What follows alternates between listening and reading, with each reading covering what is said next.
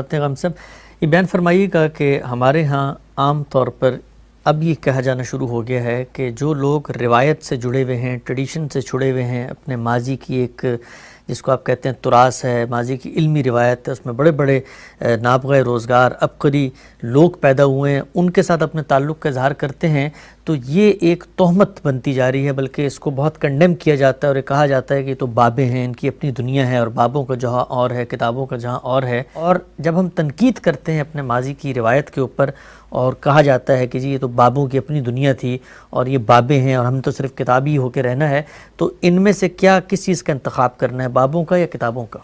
ये किताबें क्या आसमान से बराह रास्त नाजिल होती हैं? इनको भी लोगों ने लिखा है ना, तो आप लोगों से बेनियाज कैसे हो सकते हैं? अपने दीन को देख लीजिए, सहाबा किराम को कुरान दिया गया, वो इंसान ही थे ना, हमारे बुज़ुर्ग थे, उनको कुरान मजीद दिया गया, वो इस कुरान मजीद को पाते ही ना, वो इसको उठाकर पसे पुश डाल देते, वो इसको आगे मुंतकिल ही ना करते, तो आज आपके पास ये पहुंच जाता। हमें तो उनके सामने अपने तस्लीम का सर हर वक्त झुकाए रखना चाहिए कि उस जमात ने, उस खैर उम्मत ने अल्लाह के आखिरी पैगंबर से ये चीज़ पाई और उसके बाद अपने इजमा से इसको आगे मुंतकिल कर दिया। हमारे पास अल्लाह की किताब मौजूद है, हमें हक़ हासिल है कि उसकी रोशनी में हर बुज़ुर्ग की बात की तनकीद करें, हर बुज़ुर्ग की बात के अंदर उतर कर देखें उसमें क्या सही है क्या सकीम है। लेकिन ये कि हम उनकी खिदमत को नज़रअंदाज कर दें और फिर ये कि इस तरह के आदमी बनकर रह जाएं कि जिस तरह से एक गलाज़त की मक्खी है कि वो ये देखती है कि अच्छा किस जगह पर गलाज़त है, मुझे वहीं जाके बैठना है। तो इंसान को शहद की मक्खी बनना चाहिए, इसमें बहुत फूल है, हमारी रिवायत में गुलो गुलजार हैं, लालाजार हैं, उनको देखना चाहिए। बिस्मिल्लाहिर्रहमानिर्रहीम, अस्सलाम वालेकुम। जी दोस्तों, आपने देखा और सुना इंजीनियर मिर्ज़ा के बाबे जावेद अहमद गामदी ने इसे खरी खरी सुना दी है कि ये एक गंदी मक्खी है, जहाँ गंद होता है वहाँ जाके बैठ जाती है। मिर्ज़ा साहब ये जवाब देंगे, जनाब आपके बाबू ने गंद पाया ना, तभी तो हम जाके बैठे हैं ना। भाई वो तो आपके सामने, आप अगर इसको गंद कहते हैं यानी कि आपके बाबू ने पाया गंद, आप कहते हैं कि गुस्ताखी जो है बुखारी में भी वो आपने सामने रखी हुई है। आप कहते हैं कि मिशकातुल मसाबी में हदीस नंबर है 4902 जिसमें नबी अलैहिस्सलाम की सरी गुस्ताखी है, वो आपने कुरान पाक के नीचे रखी हुई है। मिशकातुल मसाबी आपने कुरान पाक के नीचे रखी हुई है, जिसमें ये रिवायत है कि आप सल्लल्लाहु तआला अलैहि वसल्लम ने फरमाया कि उससे कहो कि अपने बाप का आला तनासुल काट कर मुँह में ले ले, और ये बात किनाया से मत कहो, सीधी कह देना है। तो मिर्ज़ा साहब कई अपनी वीडियोस में कह चुके हैं कि ये खरी जो है आप अलैहिस्सलाम की गुस्ताखी है। तो आप तो इसको तो आपने कुरान पाक के नीचे रखा हुआ है। जहाँ तक आप बुज़ुर्गों की किताबों का हवाला देते हैं, सनद तो पूरी बयान करें। आप कहते हैं चिश्ती रसूलुल्लाह जी बरेलवियों का ये बुनियादी अकीदा है, कुछ शर्म करो। आप पहले एक तरफ तो आप ये कहते हैं कि जनाब 1896 से पहले कोई दुनिया में बरेलवी नहीं था, उससे पहले हम जैसे मुसलमान थे। आप तो ये यकीन करें, अपने आप को फखरिया अपने फिरकों के नाम लेते हुए भी डरते हैं कि आगे से कुछ शेर ही न सुना दे, ठीक है ना जी कि जी ये केड़ा वो देवबंद, वो 1867 में जो बना था मदरसा, उससे पहले दुनिया में कोई देवबंदी नहीं था, वो अली भाई ने बताया हुआ है।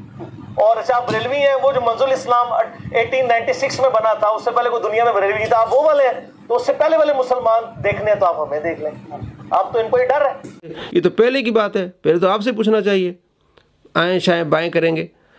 ये जो आप बार बार लोगों को धोखा देते हैं कि बरेलवियों का बुनियादी अकीदा है, किस किताब में लिखा है? और इन्होंने जो कलमा पढ़ा, अगर उन्होंने कलमा पढ़ाया, लाखों चिश्ती हैं, करोड़ों चिश्ती हैं, कोई एक तो पढ़ा होता। तो ये वाक़यात किताबों में डाले गए हैं और इनकी कोई सनद नहीं है। इसका उलमा ने इनकार किया है कि इस तरह के वाक़यात बहुत सारे हैं जिनका हम इनकार करते हैं। इसी तरह तो काफ़ी सारी रिवायात हो, नसाई, इब्न माजा, तिरमिज़ी में मौजू रिवायत है। और ये जो रिवायत आपके सामने मिर्ज़ा साहब आपने अपने कुरान पाक के नीचे रखी हुई है, मिशकातुल मसाबी, तो इसका भी तो इनकार ही किया जाता है ना। आप इनकारी करते हैं, आप कहते हैं गुस्ताखी है, फिर आपने उसको कुरान पाक के नीचे रखा हुआ है।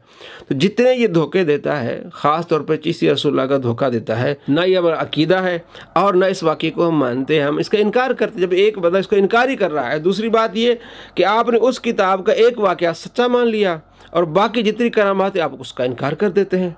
फिर ये कहेंगे जनाब फिर आप जो दूसरी करामात मानते हैं, भाई जो आप नसाई में आप मिशकातुल मसाबी का हवाला देते हैं तो इस रिवायत को तो आप उसका इनकार करते हैं चूँकि गुस्ताखी पर मबनी आप कहते हैं।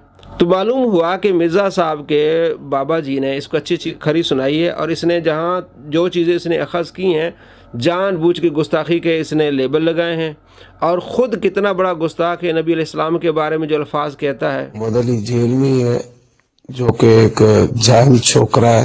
हाफिज उमर सिद्दीक साहब की तरफ से जरा ये लैंग्वेज सुने, इन उलमा की लैंग्वेज सुने।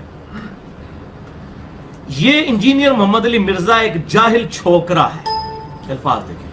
हालांकि मुझसे वो 5-7 साल ही बड़े होंगे, इससे ज्यादा बड़े नहीं, लेकिन ये अल्फाज जरा आप देखें किस तरह की बाजारी लैंग्वेज इस्तेमाल की है। प्रॉफिट के मुकाबले में खड़े हुए थे और उन्होंने अपनी पब्लिक की मत मार दी। 10 यहूदी भी ऐसे नहीं थे जो आप पे ईमान लाए हो आपकी मुबारक जिंदगी के अंदर। वो कहते थे ये कल के छोकरा आके हमें बताएगा, वो कहते थे ये कल के छोकरा आके हमें बताएगा। एक मेरा क्लिप काटा जी, छोकरे का लफ्ज इस्तेमाल किया, ये कोई नेगेटिव वर्ड है? हमारे सब कॉन्टिनेंट के माशरे के अंदर आप पूछ के देख लें, जो छोटी उम्र का जो यंग बॉय है उसको छोकरा कहा जाता है, ये कोई नेगेटिव वर्ड नहीं। ये इस तरह की जब आप चवले मारते हैं ना तो ये आप अपनी शिकस्त का ऐलान करते हैं कि साढ़े पल्ले कोई शय नहीं, जो चवला ही सुनो साढ़े पल्ले सुनाओ और चवला ओवर बेइज्जत। अपने बारे में जब इसको कहा गया तो कहता ये बाजारी ज़बान है और वही अल्फाज नबी अलैहिस्सलाम के बारे में कहा। जब हम इस पर वीडियो बनाए कहते नहीं जनाब ये तो इंडिया पाकिस्तान में बोले जाते हैं। तो आपको मालूम होना चाहिए कि इस सदी का सबसे बड़ा गुस्ताख और झूठा शख्स है। अल्लाह तबारक व तआला आपको इससे बचाए और इसके शर से महफूज फरमाए।